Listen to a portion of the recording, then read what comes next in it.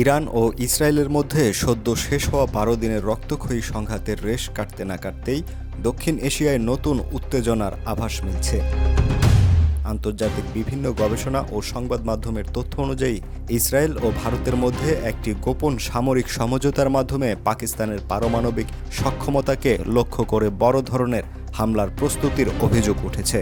সম্প্রতি কানাডার কনকর্ডিয়া বিশ্ববিদ্যালয়ের আন্তর্জাতিক রাজনীতি বিভাগের অধ্যাপক ডক্টর জুলিয়ান স্পেন্সার চার্চিয়াল ইউরোপীয় সংবাদ মাধ্যমে এক নিবন্ধনে লিখেছেন, ইরান অভিযানের পর পাকিস্তানই হতে পারে ইসরায়েলের পরবর্তী লক্ষ্য।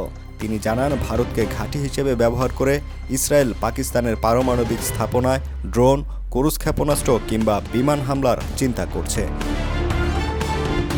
একই সাথে হিব্রু ইউনিভার্সিটির ইসরায়েলি ভূরাজনীতি বিশেষজ্ঞ অধ্যাপক মেইর মাসরিও সোশ্যাল মিডিয়ায় স্পষ্ট করে বলেছেন, ইরান অভিযানের পর পাকিস্তানকে নিরস্ত্রীকরণের চেষ্টা করা হতে পারে এক পরবর্তী কৌশল। ভারতের প্রধানমন্ত্রী নরেন্দ্র মোদী ও ইসরায়েলের প্রধানমন্ত্রী বেনিয়ামিন নেতানিয়াহুর মধ্যে ঘনিষ্ঠ সম্পর্ক এবং সামরিক জোট দীর্ঘদিনের।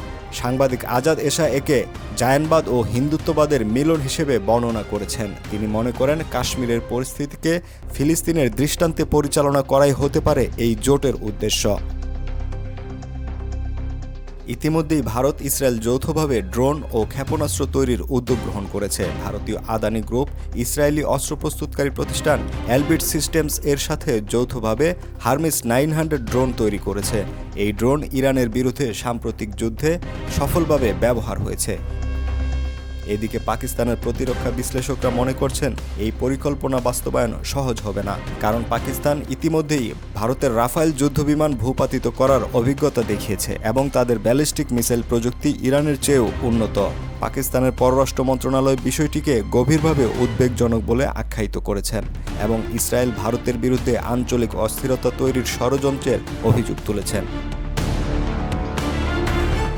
বিশ্লেষকদের মতে, রাজনৈতিক লাভের জন্য আগামী অক্টোবরে ভারতের বিহার রাজ্য নির্বাচনের আগে পাকিস্তানের বিরুদ্ধে সামরিক অভিযান পরিচালনার ঝুঁকিপূর্ণ কৌশল নিতে পারে মোদী সরকার। তবে আন্তর্জাতিক কূটনৈতিক মহলে এই ধরনের সম্ভাব্য হামলা বা পারমাণবিক স্থাপনায় আক্রমণের গুঞ্জনকে এখনই নিশ্চিতভাবে বাস্তব পরিকল্পনা হিসেবে বিবেচনা করা হচ্ছে না।